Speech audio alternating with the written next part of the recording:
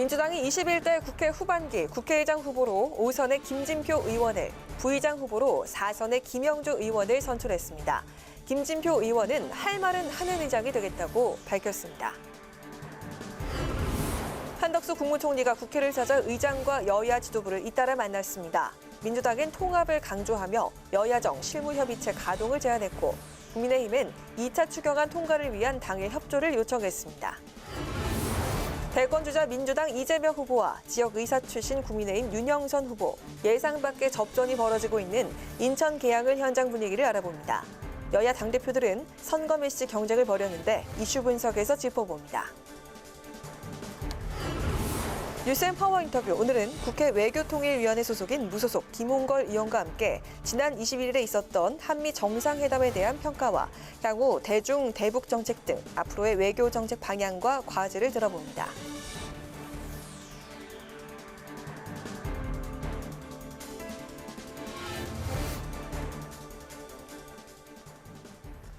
여러분 안녕하십니까? 5월 24일 의정 종합뉴스 뉴스엔 시작하겠습니다. 더불어민주당은 21대 국회 후반기 국회의장 후보에 5선의 김진표 의원을, 야당 몫의 국회 부의장 후보로는 4선의 김영주 의원을 선출했는데 앞으로 열릴 본회의에서 표결을 거쳐 최종 확정될 예정입니다. 김진표 국회의장 후보자는 개혁과 민생, 협치를 통해 국민에게 신뢰받고 사랑받는 국회를 만들겠다고 강조했습니다. 김동길 기자가 보도합니다. 21대 국회 후반기 입법부 수장으로 더불어민주당 5선의 김진표 의원이 사실상 확정됐습니다. 김 의원은 민주당 당내 선거에서 이상민, 우상호, 조정식 의원을 제치고 최고 득표로 의장 후보로 선출됐습니다.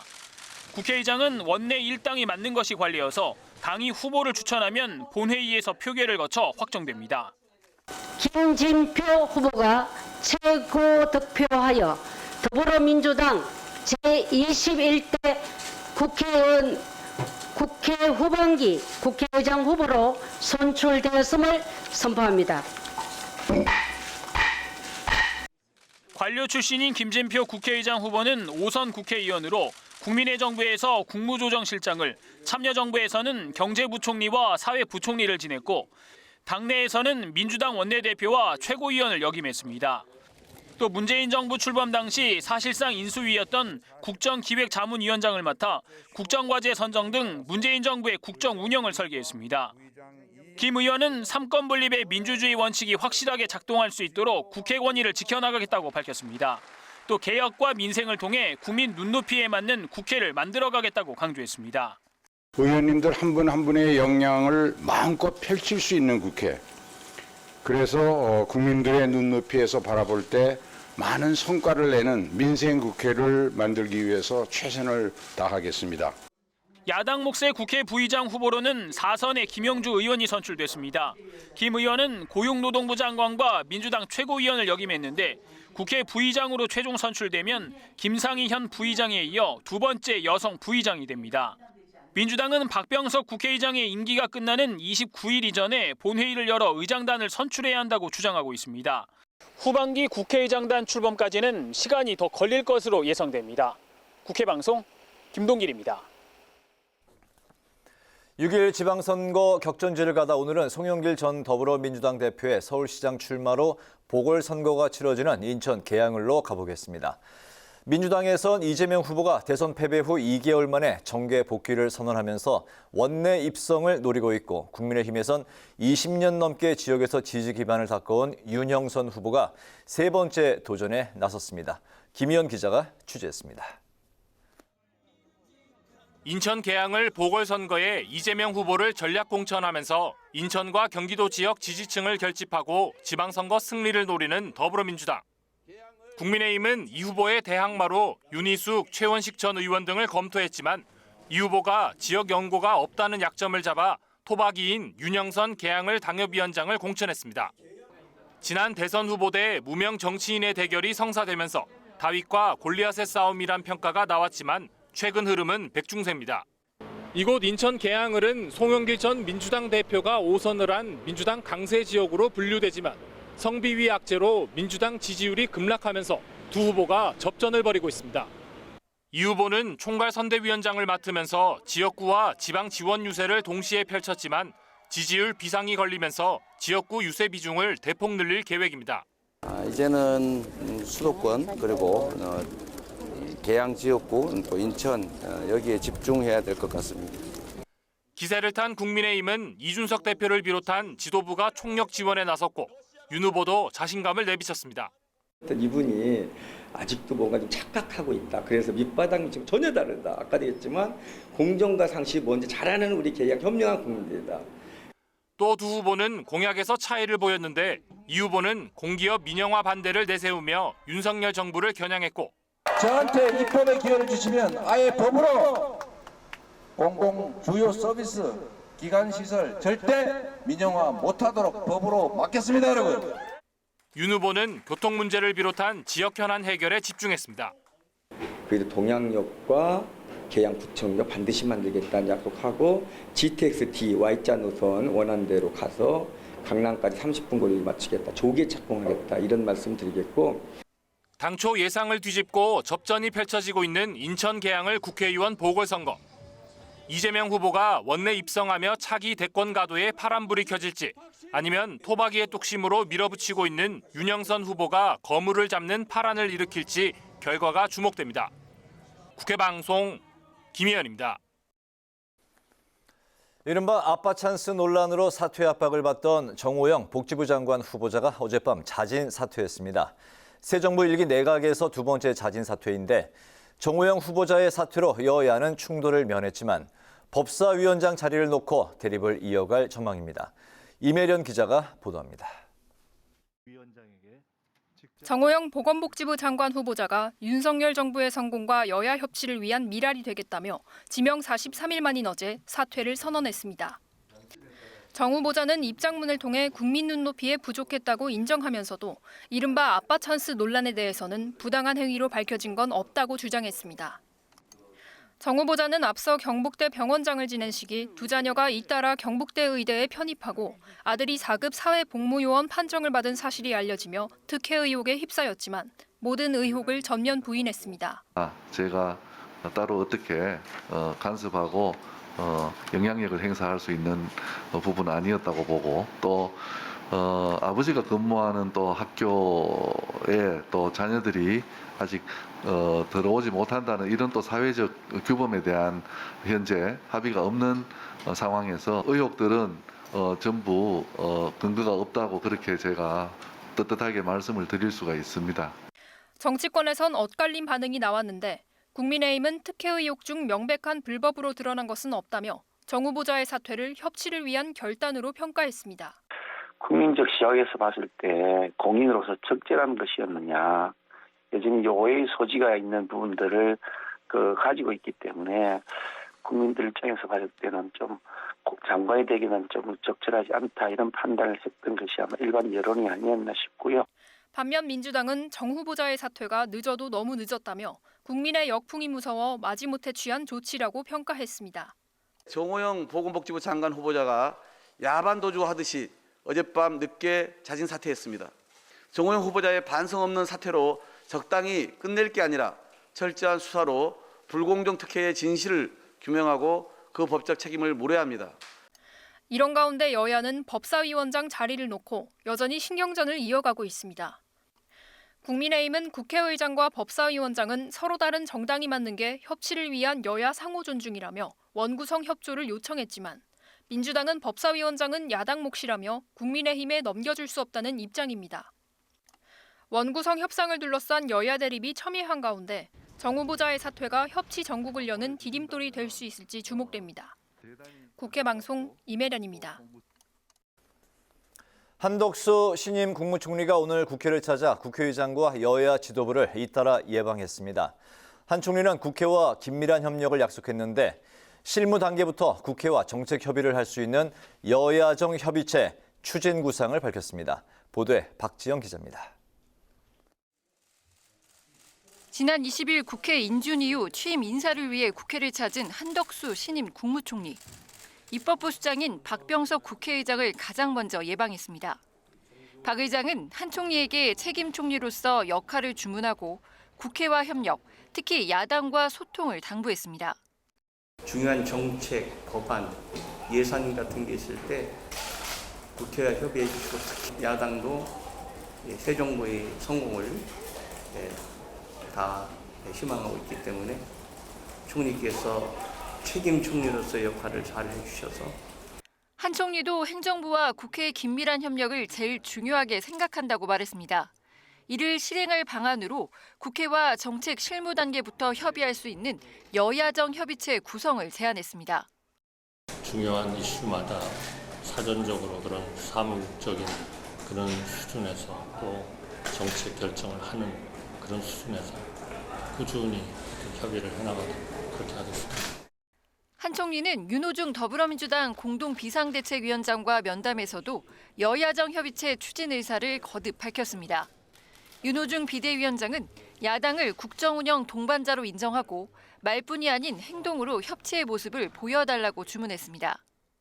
정부를 지지하지 않았던 국민의 목소리, 뜻도 깊이 살펴서 안정적인 국정운영 해주시기 바랍니다. 민심과 국회의 의견을 가감없이 대통령께 전달해 주시기 바랍니다. 정기적이고 구체적으로 또 사전적으로 이렇게 국회의 여러 정당과 같이 협의를 해야 되지 않을까 생각을 하고요. 한 총리는 국민의힘과는 당정 협력을 강조했습니다. 이준석 국민의힘 대표는 유가와 물가 안정 등 민생 대책을 당부했고 한 총리는 국회에서 심사 중인 추경안 처리를 위한 협조를 구했습니다.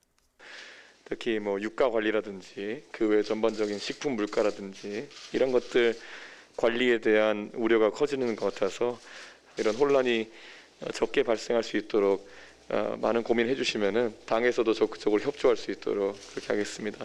지금 그 정부에서 낸 추경 예산안을 계속 잘 검토를 해주시고 예정대로 하여튼 꼭 통과되도록 그렇게 좀 도와주시기 바랍니다. 한 총리는 또 여야 지도부에 경제 회복을 위해선 규제 혁신이 필요하다고 강조하고 국회에 도움을 요청했습니다. 협치를 약속한 한덕수 총리, 여야정 협의체가 여소야대 국면 돌파 방안이 될 수 있을지 주목됩니다. 국회방송 박지영입니다. 이달 초 한국산 가상화폐 루나와 테라의 가치가 일주일 만에 99% 넘게 폭락한 사태와 관련해 정부와 여당이 대책 마련에 나섰습니다. 가상화폐 투자자 보호를 위한 정책 간담회를 열었는데 현장에서는 디지털 자산 기본법 준비 현황과 코인 마켓 리스크 관리 방안이 논의됐습니다. 김동희 기자가 전합니다. 시가총액 상위 10위권에 들던 한국산 가상화폐 테라와 자매코인 루나가 하루아침에 휴지 조각이 되자 피해는 고스란히 투자자에게 돌아갔습니다. 투자자 보호 등 가상화폐 규제가 필요하다는 목소리가 높아졌지만 정작 가상자산 관련법이 없어 금융당국이 처벌과 규제에 나서기 어려웠던 상황입니다. 국민의힘은 지난 정부에서 디지털 자산에 대한 제도적 장치가 없었다고 지적하며 정부와 업계에 제2의 루나 사태를 막기 위한 철저한 감독과 대책 마련을 주문했습니다. 철저한 감독이 또한 따라야 되겠습니다. 그리고 이러한 거래소들이 이해 상충과 제도를 위반했었을 때는 법적인 제재를 강력하게 함으로써 시장의 기능이 정상적으로 작동되도록 해야 되겠다는 말씀을 또한 드립니다. 현재 가상자산 시장 업계를 규율하는 업권법인 디지털 자산 기본법은 국회 정무위원회에 계류 중인 상황. 가격이 안정적으로 유지되도록 한 가상화폐로 불리는 스테이블 코인마저 무너지면서 가상자산 관련 제도 마련이 시급하다는 지적이 나오고 있습니다. 금융위는 디지털 자산 규율 방안을 검토하겠다고 밝히며 디지털 자산 기본법 제정과 국제 공조 강화를 강조했습니다. 탈중앙화, 익명성, 초국정성이라는 가상자산의 특성상 국제 공조 체제를 강화하는 것이 중요합니다. 제도화 과정에서 스테이블 코인 등 소비자와 금융시장 안정성에 영향을 미치는 새로운 디지털 자산에 대한 규율 방안도 적극 검토하겠습니다. 금감원은 코인마켓 리스크 관리 방안을 내놨는데 루나와 테라 사태와 관련한 금융 서비스를 제공하는 업체를 현장 점검하기로 했습니다. 근본 테라 사태는 아직까지 금융시장에 미치는 영향은 낮은 수준이지만 자칫 금융시장으로 리스크 전이가 발생하지 않도록 발행사 또는 관련 가상자산과 연계한 금융 서비스를 제공하는 일부 업체에 대한 현장 점검을 실시할 예정입니다. 공정거래위원회는 다음 달부터 가상자산 거래소들이 이용자들에게 불리한 불공정 약관을 고쳤는지 등을 점검하겠다고 밝혔습니다. 이서구 업비트 대표는 가상자산 거래소가 시장에 인위적으로 개입하면 시장이 왜곡될 수 있다는 우려가 있지만 투자자들에게 적극 주의를 안내하는 등 조치를 취했다고 입장을 밝혔습니다. 국회 방송 김동희입니다. 김기현 국민의힘 의원은 오늘 자신이 받은 30일 국회 출석정지 징계에 대한 권한쟁의 심판 청구와 효력정지 가처분 신청서를 헌법재판소에 제출했습니다. 김 의원은 청구서에서 피청구인 국회의장의 행위 처분은 적법 적당한 사유에 의한 것이 아니라며 헌법재판소가 무효임을 확인해달라고 주장을 했습니다. 앞서 민주당은 김 의원이 지난달 26일 법사위 검수완박법 처리 과정에서 법사위원장석을 점거해 회의 진행을 방해했다며 징계안을 제출했습니다. 더불어민주당이 전기, 수도, 의료, 공항과 같은 국가 인프라 민영화 시도를 차단하는 민영화 방지법을 발의해 9월 정기국회에서 처리하겠다고 밝혔습니다. 박홍근 원내대표는 오늘 원내대책회의에서 공기업 민영화는 개혁이 아닌 계약이라며 소비자는 더 비싼 공공요금을 지불하고 시민은 더 많은 세금을 부담하게 될 것이라고 지적을 했습니다.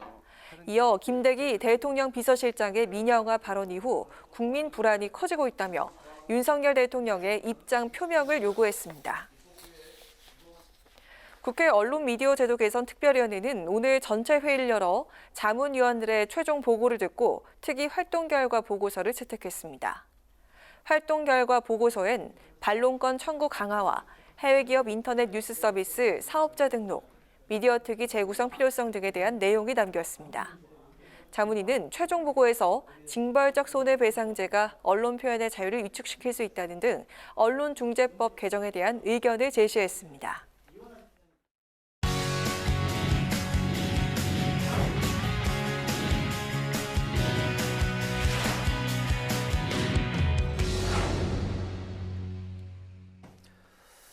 네, 오늘 이슈 분석 장정현 기자와 함께합니다. 장 기자 어서 오십시오. 안녕하세요. 네, 먼저 그 지방선거 이야기 해볼까요? 국민의힘은 그 지난 대선에서의 승리 그 기세를 몰아서 이번 그 지방선거에서 4년 전 참패했던 걸 설욕하겠다 이 의지가 커 보이네요. 네, 최근 한 여론조사 결과 국민의힘 정당 지지도가 50%를 넘었습니다. 네. 윤석열 정부 출범 초기 기대감이 반영됐다는 분석이 많은데요. 이렇게 국민의힘 지지율이 상승세를 타면서 이번 지방선거에 내세운 17개 광역단체장 가운데 절반 이상, 최대 9곳 이상을 가져오겠다는 이 목표 달성에 대한 기대감이 더 커졌습니다. 이 기세를 몰아서 수도권도 싹 쓸어보겠다 이런 전략도 있는데요. 서울시장의 경우는 오세훈 후보가 이 송영길 민주당 후보를 크게 앞선 안정권이고 경기지사 선거도 김은혜 후보가 민주당 김동연 후보를 박빙으로 이겨줄 거라고 기대하고 있고요. 전현직 시장들의 리턴 매치로 진행되고 있는 인천시장 선거에서도 유정복 국민의힘 후보가 민주당 박남춘 시장과 접전 양상, 오히려 살짝 앞선다는 여론조사로 현장 분위기가 뜨겁습니다. 네. 민주당으로서는 이 압도적 우위를 예상했던 인천 계양을 해서 이재명 후보가 상대 윤형선 후보에게 여론조사에서 지는 결과가 나왔고 대선 직전까지 이재명 후보가 경기지사를 했기 때문에 역시 기대가 컸던 수도권의 최대 승부처 경기지사 선거도 이 초박빙 흐름이 계속되면서 위기감이 커지고 있는 모습입니다. 네, 수도권에서 이제 뜨거운 승부가 펼쳐지고 있는데 지금 말씀하신 대로 특히 지금 모든 언론이 주목하고 있는 곳이 인천 계양을 보궐선거네요. 그렇습니다. 이 당초 싱거운 승부가 펼쳐질 거라고 예상됐던 인천 계양을 네. 민주당 이재명 대 국민의힘 윤형선 후보의 이 맞대결이 투표함을 열어봐야 알 수 있는 상황으로 전개되고 있습니다. 이 뜻밖의 선전에 국민의힘 지도부에 이어서 이 정진석 부의장, 배현진 최고위원 등 중진급의 유명세 있는 의원들이 연일 지원 유세에 나서서 윤형선 후보 지지를 호소하고 있고요. 반면에 이 당초 낙승을 예상했던 이재명 후보는 인천 계양을 지역구에 별다른 연고가 없다는 출마 명분이 부족하다는 지적을 받으면서 고전하는 상황을 맞았는데요. 여기에다 박완주 의원의 성비위 의혹 같은 악재가 터지면서 민주당 지지율도 정체 위기에 놓였습니다. 이 계양을 선거가 지역 연고는 없는 대선주자 거물급 정치인을 선택하느냐, 아니면 오랜 기간 지역을 다져온 정치 신인을 선택하느냐 두 갈래에 놓였는데 아무래도 이재명 후보 큰 위기감을 느끼고 있는 분위기입니다. 본인이 열세인 여론조사 결과를 존중하고 민주당도 어렵다는 것을 인정한다고 밝혔는데요. 이 후보가 이 총괄 선대위원장 직책을 맡고 있는 상황에서 전국을 누벼야 하지만 사전투표 날까지 당분간은 인천 계양을 유세에 집중할 것으로 알려졌습니다. 네, 지난 대선에서 인천 계양을은 그 이재명 당시 후보가 상대였던 윤석열 그 후보를 앞섰던 곳이었기 때문에 지금 이런 박빙으로 가는 이런 추세가 민주당에게는 커다란 충격으로 다가올 수밖에 없을 텐데 네. 박지원 공동 비대위원장이 오늘 한 번만 더 기회를 달라고 이제 대국민 호소를 했고 또 오후에는 이준석 국민의힘 대표가 또 대국민 메시지를 발표했네요. 그렇습니다. 20대 민주당 이 박지현 공동비대위원장이 오늘 오전에 먼저 대국민 호소문을 발표하면서 고개를 숙였습니다. 이번 지방선거에서 기회를 한 번 더 준다면 책임지고 민주당을 바꿔가겠다 이런 내용이었는데 결국 선거 판세가 좋지 않다는 위기감에서 비롯된 것 같습니다. 박 위원장이 국민들에게 고개를 숙이자 이준석 국민의힘 대표도 오후에 곧바로 이 맞불 작전처럼 들어갔는데요. 대국민 메시지를 발표하면서 윤석열 정부가 거대 야당의 무리한 발목 잡기를 뚫고 원 없이 일할 수 있게 도와달라고 말했습니다. 둘 다 이 당 대표로서 지방선거 결과에 책임을 져야 하는 인사들인 만큼 지방선거 전까지 표심에 할 수 있는 것은 다 하겠다는 그런 속내를 담은 것 같습니다. 네, 박빙의 경기도 판세 결국 일기 신도시 주민들 마음을 누가 얻느냐 이게 이제 관건으로 보이네요. 네, 그렇습니다. 이제 막 이 건축 연한 30년에 접어든 일기 신도시의 재정비 사업은 이번 경기도 선거의 뇌관이라고 할 수 있겠는데요. 여야 경기지사 후보뿐 아니라 일기 신도시 지자체 후보들까지 최근 오래된 아파트 단지를 찾아서 이 특별법 제정 같은 공약으로 지지를 호소하고 있습니다. 분당, 일산, 평촌, 산본 같은 일기 신도시 지역은 분당을 제외하고는 전통적으로 민주당의 지지세가 강한 것으로 분류되는데요. 네. 지난 대선 국면이 한창이던 1월 당시 윤석열 국민의힘 후보가 일기 신도시 재정비 공약을 발표했고 당선으로까지 이어졌습니다. 이에 국민의힘이 이들 지역의 표심을 흔들기 위한 전략 방안으로 일기 신도시 재정비 이슈를 먼저 부각시켰다는 이야기가 나오기도 했습니다. 따라서 일기 신도시 주민들의 이 재정비 사업에 대한 기대감은 큰 상황이고요. 경기지사 후보로 나선 민주당 김동연, 국민의힘 김은혜 후보도 일기 신도시 재정비 사업 공약을 내걸고 있습니다. 두 후보가 목표하는 건 비슷한데요. 일기 신도시의 재건축 리모델링 사업을 활성화하기 위해 특별법을 비롯한 여러 대안을 마련하겠다는 겁니다. 김동연 후보는 경기도청 내 전담 조직을 설치하겠다고 약속했고 김은혜 후보는 일기 신도시 마스터 플랜을 수립하겠다는 공약을 내세우고 있습니다. 네, 여야가 접전 양상을 이제 보이는 곳이 많다면 결국에 이제 선거 결과는 투표율이 가르는 상황이 될 것 같네요. 네, 그렇습니다. 역대 지방선거 투표율은 1995년 1회 때 이 60%대 후반을 기록한 이후에 줄곧 50-60%대 초반에 머물고 있는 상황입니다. 이 4년 전 지방선거 투표율은 60.2%였는데요. 이번 20대 대선 투표율이 77%를 넘어섰던 것과 비교하면 지방선거의 투표율은 상대적으로 낮다고 볼 수 있습니다. 사전 투표율도 4년 전 지방선거에서는 20% 정도에 머물렀는데요. 이렇게 지방선거가 이 대통령이나 국회의원을 뽑는 선거에 비해서는 상대적으로 유권자들의 관심이 적은 선거이기 때문에 당 차원에서는 세결집이 매우 중요합니다. 1인 7표, 내 지역에 재보궐선거까지 있다면 최대 8표까지 행사하는 만큼 굳건한 지지층들이 투표장에 나와주는 게 여야로서는 최대 목표입니다.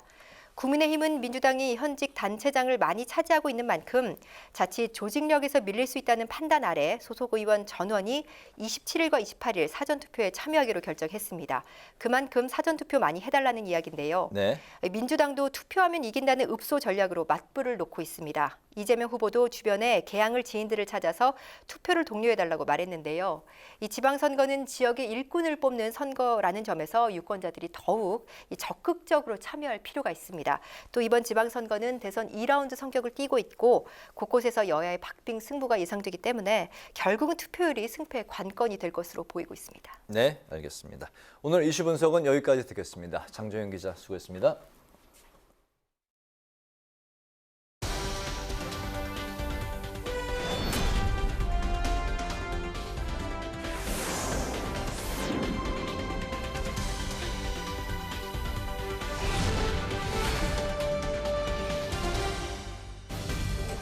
강하랑의 정치톡 시간입니다. 5월 24일 시선을 집중시킨 정치 뉴스 만나보시죠. 오늘의 첫 번째 정치톡은 간접적 응원 표현입니다. 고 노무현 전 대통령의 13주기 추도식이 열렸던 어제 김해 봉하마을에는 여야 정치인들이 대거 집결했습니다. 특히 문재인 전 대통령도 퇴임 후 첫 공식 일정으로 5년 만에 봉하마을을 찾아서 어떤 메시지를 내놓을지 관심이 모아졌는데요. 민주당 측은 6일 지방선거가 코앞으로 다가온 만큼 문 전 대통령을 중심으로 지지층 결집이 계기가 되길 바라는 분위기였습니다. 하지만 문 전 대통령 추도식에서 별도의 발언 대신에 SNS에 약속을 지켜 감회가 깊다. 깨어있는 강물이 되어 바다를 포기하지 않을 것이라는 소감을 남겼죠. 비공개로 진행된 오찬 자리에서도 지방선거에 대한 직접적인 언급은 없었다고 참석자들은 전했습니다.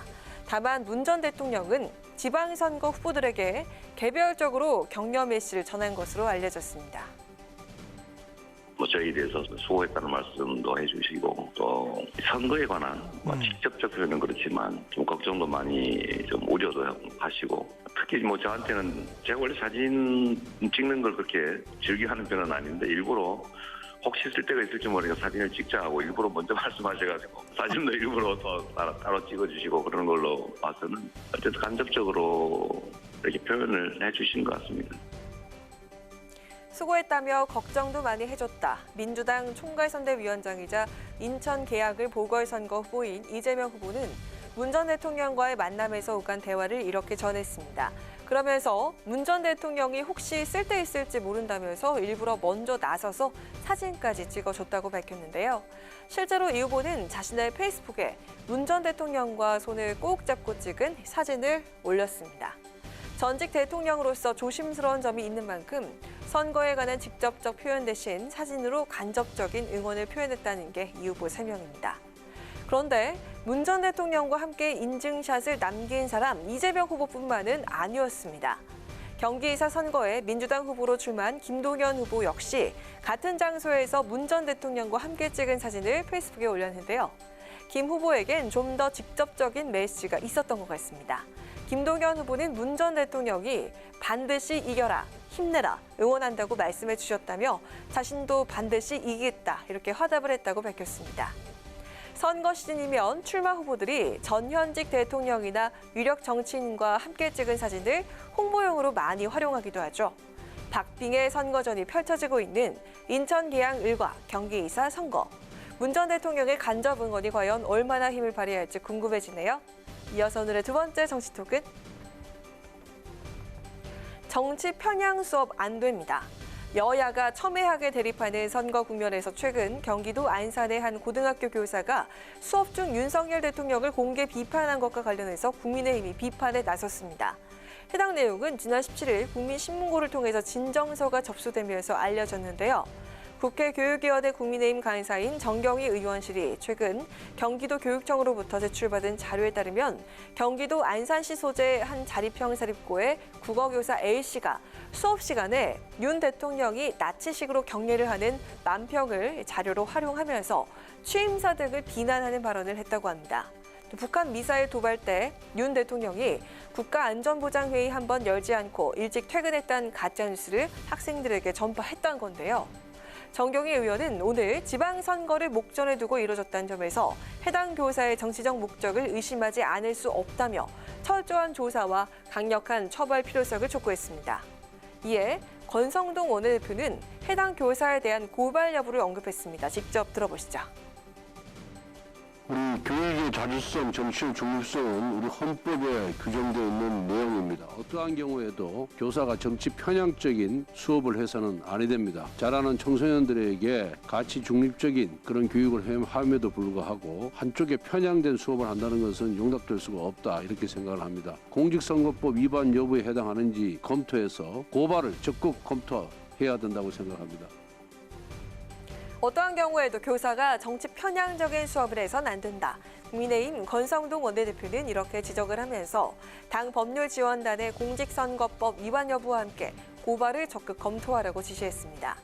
가치관과 인생관이 정립되기 이전인 청소년들에게 한쪽으로 편향된 수업을 하는 건 용납될 수 없다는 게 권 원내대표의 주장입니다.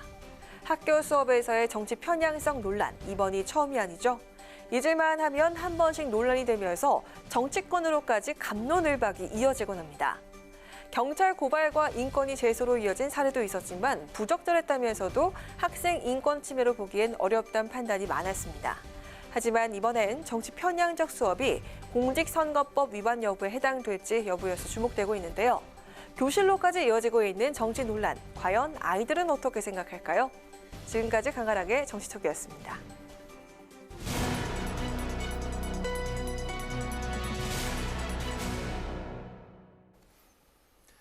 네, 지방선거를 여드레 앞둔 상황에서 오늘 박지원 더불어민주당 공동 비대위원장이 긴급 기자회견을 갖고 대국민 사과와 함께 지지를 호소했습니다. 최근 급락한 민주당 지지율과 선거 판세가 불리하게 돌아가면서 위기감이 커지는 가운데 나온 조치인데요. 관련 내용을 조승현 민주당 상근 부대변인을 화상으로 연결해서 들어보도록 하겠습니다. 대변인님 안녕하십니까? 반갑습니다. 안녕하십니까. 네, 오늘 오전에 박지원 비대위원장이 내로남불 오명을 벗겠다. 팬덤 정당이 아닌 대중 정당을 만들겠다면서 이제 허리 숙여 사과를 했습니다. 하지만 당내 일부에서 아직도 이제 반발의 목소리가 나오고 있는 상황이고요. 정면 돌파를 선택한 박 위원장의 기자회견 배경 그리고 당내 분위기 어떤지 먼저 들어보겠습니다. 네, 당내 분위기엔 다양한 의견이 있다고 생각합니다. 그러니까 극우에서부터 극좌까지 다양한 생각과 말이 존재하는 것이 민주주의인 것처럼 강경파부터 온건파까지 다양한 의원도 있고 다양한 당원들의 생각이 있는 게 그것이 이제 민주당이라고 생각하는데요. 저 개인적으로는 박지원 비대위원장이 반성과 쇄신을 해야 되는 민주당의 지금 해야 될 일을 해야 할 말을 하고 있다고 생각을 하고요. 박지원 비대위원장이 우리 그동안 민주당이 부족했던 부분을 보완하고 또 미래를 위해 한 발 한 발 내딛는 중이라고 생각을 합니다. 그래서 이런 부분에 대해서 저는 개인적으로 지지하고 하고 있습니다. 네, 박지원 위원장은 최근에 전국 유세를 다니면서 민심을 체감했다고 이야기를 했는데요. 근데 실제로 당뿐만 아니라 개항을 보궐선거에 출마한 이재명 후보 지지율까지 급락을 하면서 민주당의 위기란 이야기가 나오고 있습니다. 586 용태론 등 추가 쇄신안을 이번 주 중에 발표를 할 것으로 알려졌는데 현재 당내 논의가 진행이 되고 있는 건가요? 네, 일단 민주당이 이제 위기라고 말씀하셨는데 그 부분이 맞는 것 같습니다. 일단 보통 선거에서 구도와 인물과 바람이 중요하다고 하는데 저희가 이제 새 정부가 출범하고 윤석열 정부에 힘을 실어주는 그런 선거 구도에다가 바람도 사실 저희가 부동산 실정과 연이은 성범죄로 인해서 정권 교체를 당한 거 아닙니까? 그래서 역풍이 좀 불고 있고 역풍이 광풍으로 불고 있고 인물 경쟁력 하나만 이제 바라보고 선거를 치르고 있는데 여러 가지 어려운 상황이 맞습니다. 그렇기 때문에 지난 대선 때도 마찬가지로 586 용태론부터 해서 민주당이 쇄신해야 된다, 혁신하고 미래를 위해 나가야 된다 이런 논의가 계속되고 있었고요. 박지원 비대위원장이 그 부분을 얘기한 거라고 생각합니다. 그러한 논의는 계속 있었고요. 앞으로도 계속 될 논의 상황이라고 보고 있습니다. 네. 그동안 인사 논란의 그 한복판 중심에 있었던 정호영 복지부 장관 후보자가 어젯밤 자진 사퇴를 선택을 했습니다. 국민의힘은 정 후보자 사퇴 시기가 늦은 게 아니다라는 입장인데요. 여기에 대한 그 민주당의 입장은 또 어떤지 궁금하고요. 또 낙마한 김인철 후보자, 정호영 후보자 후임 인선은 어떻게 이루어져야 한다고 보시는지요? 네, 이게 늦어진 게 아니라고 하는데 사실 여당에서도 여당의 국민의힘 안에서도 정호영 후보자에 대한 부적격 의견이 되게 많이 나왔고요. 많이 늦은 거죠. 그래서 정호영 후보자 카드를 이거를 낙마 카드로 해서 다른 인사청문회 전략을 국민의힘이 잘 짠 거라고 저는 생각이 들고요. 반대로 저희는 이제 인천 전략이라든지 이런 게 조금 아쉬움이 남습니다. 이렇게 공직자로서 우리 총리 지금 이제 총리가 되셨지만은 이분이 이제 공직자로서 쌓은 인맥과 학맥을 활용해서 로비스트로 활용을 하면서 축제를 한 분인데 다시 공직으로 돌아와서 영향력을 키우고 다시 또 김앤장을 가서 또 돈을 벌고 로비스트 활동을 하고 다시 또 공직으로 돌아오는 회전문 인사에 대해서 사실은 비판할 부분이 많고 단호하게 처리를 했어야 되는데 그 부분에 저희가 인천 과정에서 좀 늦었다는 생각이 들고 물론 이제 국민들이 어떻게 판단하느냐 선거를 앞두고 국민들이 원하는 바가 뭐냐 발목 잡기 프레임 이런 역풍도 두렵기 때문에 이제 그런 결정을 하고 다 인준을 해주고 결국에는 아주 부적격한 후보자 둘만 낙마하게 됐는데 저는 좀 아쉽다는 생각이 듭니다. 그래서 이제 윤석열 정부가 더 잘 성공하기 위해서는 윤석열 대통령께서 더 좀 국민의 눈높이에 맞는 인선을 하는 것이 좋지 않을까. 또 그걸 참 쉽지 않습니다. 그렇지만은 노력을 해야 된다고 생각합니다. 네, 오늘 말씀은 여기까지 듣겠습니다. 고맙습니다. 감사합니다. 네, 지금까지 조승현 민주당 상근 부대변인과 이야기 나눠봤습니다.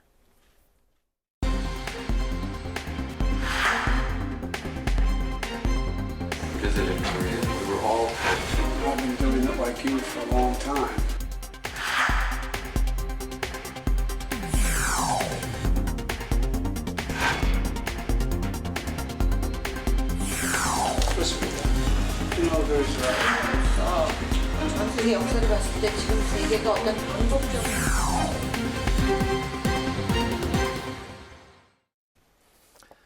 네, 이번 시간은 뉴스앤파워 인터뷰 코너입니다. 지난 주말 한미 정상회담이 마무리되면서 회담 성과에 대한 평가들이 나오고 있는데요. 새 정부 출범과 함께 급변하고 있는 한반도 정세에도 관심이 모아지고 있습니다. 오늘은 국회 외교통일위원회에 몸담고 계신 무소속의 김홍걸 의원과 함께 관련 이야기를 나눠보도록 하겠습니다. 의원님 안녕하십니까? 네, 반갑습니다. 안녕하세요. 네. 어제 노무현 전 대통령 추도식에 문재인 전 대통령을 비롯해서 이제 정치권의 인사들이 이제 대거 참석을 했는데 의원님도 다녀오셨죠? 예, 그렇습니다. 네. 그 3년 만에 시민들이 함께했던 노 전 대통령 추도식 분위기가 어떻습니까? 예, 뭐 오랜만에 정말 거리두기가 완화돼서 네. 많은 분들이 모이고 또 문재인 대통령 전 대통령도 5년 만에 오셨기 때문에 분위기가 상당히 고조될 걸로 생각을 했었는데요. 네. 아무래도 이제 대선 결과가 조금 이 오신 분들한테는 실망스러웠기 때문에 조금 그런 면에서는 좀 분위기가 좀 가라앉은 그게 있었죠. 네, 그랬군요. 어제 추도식에는 정부 여당 인사들이 많이 이제 출동을 했고 또 지난 5.18 기념식 행사에도 윤석열 대통령이 직접 참석을 해서 임을 위한 행진곡을 또 제창까지 했습니다. 역대 보수 정권과는 많이 좀 차별화된 모습들을 현재 보이고 있는데 이 부분에 대해서는 어떻게 평가하시고 느낌이 어떠십니까? 예, 뭐 어떤 분들은 뭐 보여주기 위해서 했다. 별로 의미가 없다. 뭐 이렇게 깎아내리시는 분들도 있는데요. 네. 저는 뭐 보여주기 위해서 했다 해도 상관이 없다고 저는 생각합니다. 그렇군요. 그러니까 네. 다시 말해서 이제는 여야 어느 쪽도 우리 민주주의를 지키는 데 있어서 5.18의 의미가 얼마나 큰 것인지를 이제 누구도 부인을 못하는, 왜곡하지 못하는 상황이 왔다는 점에서는 굉장히 반가운 일이라고 생각합니다. 네, 그런데 내각 인사를 둘러싼 정부 여당과 또 야당의 대치가 아주 팽팽했습니다. 결국 한덕수 국무총리 인준안이 국회를 통과했죠. 정우영 보건복지부 장관 후보자는 지명 43일 만인 어젯밤 사퇴를 선언했습니다. 김인철 후보자에 이은 두 번째 낙마 사례인데요. 윤석열 정부 1기 내각 인선과 정우영 후보자 자진 사퇴를 어떻게 평가하시는지 듣겠습니다. 예, 저는 내각 인선에 있어서도 조금 여러 가지 예를 들어서 여성이 너무 없다든지 네. 이 비슷한 연배 경력인 사람들만 너무 많이 모여 있다든지 하는 그런 면도 있지만 저는 청와대 인사가 오히려 더 문제가 많지 않나. 그러니까 이명박 정권 때 이렇게 득세했었던 분들이 다시 다 돌아와 가지고 그분들은 또 청와대는 검증도 못하지 않습니까? 청문회 같은 게 없으니까. 그런 점에서 문제가 좀 있었고요. 방금 말씀하신 대로 정호영 후보자의 경우에 40여일 이제 됐는데 초기부터 말이 많았고 이제 언론에서 과연 언제 낙마할 것이냐 초읽기로 들어갔다고 했는데 그게 벌써 한 달 넘어 끌었거든요. 네. 근데 저는 이런 부분이 그러니까 용산으로 이전하는 그런 것이 졸속으로 돼가지고 국민들께 좋지 않은 평가 받았던 그런 부분과 겹쳐지면서 이제 임기 초부터 좀 대통령이 협치보다는 독주하는 데 더 관심이 있는 것이 아닌가. 네. 다시 말해서 임기 초반에 독선 불통 이미지가 이렇게 씌워지면 전국 운영하기가 어려워지고 이 본인에게도 도움이 될 것이 없는데 아무래도 이렇게 정치를 안 하셨던 분이 있어서 그런지 그런 면에서 좀 정무 감각이 부족한 것 같아서 좀 안타깝습니다. 네네. 그 노무현 전 대통령 추도식과 또 5.18 기념식에서 보여지는 그 모습과는 또 다르게 아직은 그 통합과는 그 좀 거리가 멀어 보인다는 그런 말씀이신가요? 예, 그러니까 협치할 준비가 아직은 좀 부족한 거 아닌가 하는. 그러니까 좋은 면도 보였지만 안 좋은 면도 많이 보였다 이것이죠. 알겠습니다. 지난 주말에는 그 출범 11일 만에 새로운 정부 출범 11일 만에 한미 정상회담이 이제 열렸습니다. 국회 이제 외통위 소속이시기 때문에 더 이제 많은 관심을 갖고 지켜보셨을 것 같은데 이번 그 한미 정상회담에 대한 평가 어떻게 할 수 있을까요? 뭐 사실 임기 시작한 지 열흘 만에 정상회담을 하는 것이 제대로 충분히 이렇게 준비를 해가지고 중요한 현안들에 대해서 협의를 하고 결정을 하고 하기에는 너무 부족한 시간이었기 때문에 네. 뭐 결국 상견례 정도로 끝난 것이고 이제 IPEF 가입 이런 거는 사전에 이미 얘기가 돼 있었던 것이기 때문에 이제 발표가 된 것이죠. 근데 조금 우려스러운 부분은 이제 하나는 바이든 대통령은 자기 국내 정치에 필요한 자기에게 이익이 되는 것을 챙기기 위해서 우리나라에 와서 뭐 삼성, 현대 같은 회사들을 방문하면서 네. 이제 그것이 미국 내에 일자리 창출에 얼마나 도움이 될 것인지를 막 선전하는데 근데 우리 언론에서 그것을 뭐 이렇게 좀 일종의 찬양하는 투의 보도를 하는 것은 좀 이해가 안 가더라고요. 왜냐하면 이게 물론 해외 진출하는 것 자체를 제가 반대하는 것은 아니지만 이게 미국의 일자리가 창출되는 것이지 대한민국 내의 일자리가 창출되는 일은 아니지 않습니까? 네. 그러니까 이것은 철저히 바이든 대통령이 이제 경제 외교를 하기 위해서 한국을 방문한 것이라고 봐야 하고요. 뭐 우리 쪽에서 그렇게 얻은 게 있는지 손에 잡히는 것을 얻은 게 있는지 그런 것을 과연 얻을 수 있는 상황이었는지 그것은 좀 제가 좀 의문이 드네요. 네, 또 그 부분도 있지만 또 이번 일로 인해서 대중됨이 그 외교에 있어서 미국적으로 한 발 더 다가선 모습인데 이렇게 되면은 불편한 쪽이 또 중국이 아니겠습니까? 중국의 관영 매체들은 이렇게 말을 했습니다. 한미동맹의 격상은 한국이 미국과 함께 중국을 억제하겠다는 의미라면서 이렇게 경고를 하고 있는데요. 이번 한미 정상회담 이후에 향후 중국과의 관계 설정은 앞으로 어떻게 윤 대통령이 풀어가야 한다고 생각을 하십니까? 그것이 굉장히 참 어려운 부분인데 이 앞으로 미중 관계가 어떻게 흘러갈지는 누구도 장담할 수 없는 일이거든요. 그렇기 때문에 상당히 조심스럽게 한 발 한 발 상황을 봐가면서 나가야 되는데 너무 말이 앞서가는 것 같아서 좀 염려스럽습니다. 그러니까 어제 뭐 CNN 인터뷰에서도 대통령께서 뭐 대북 외교가 뭐 그동안에 대북 상대로 졸속 외교를 했다.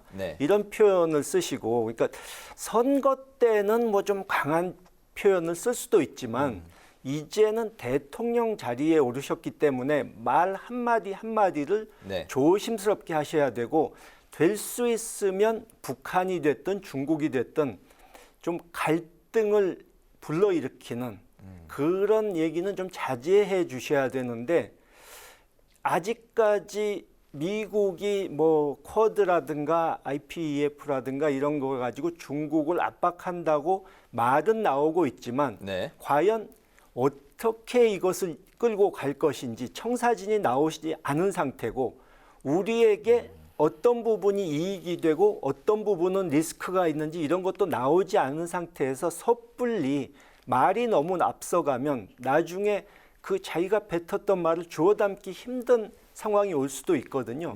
그렇기 때문에 좀 더 신중해 주셔야 한다 하는 주문을 드리고 싶네요. 알겠습니다. 이번에 그 한미 정상회담에서는 이제 북한의 핵 공격을 막기 위한 방어 수단으로 핵을 쓸 수 있다. 이런 이제 그 내용이 공동 성명에 적시가 됐는데, 그러니까 일종의 핵은 핵으로 대응을 하겠다라는 이제 강력한 대북 메시지, 경고 메시지인데, 이 부분은 이제 핵 관련 부분은 우리 측 요청을 미국이 이제 수용한 것이다, 이런 해석도 그렇죠. 나오고 있습니다. 이 부분은 어떻게 평가하십니까?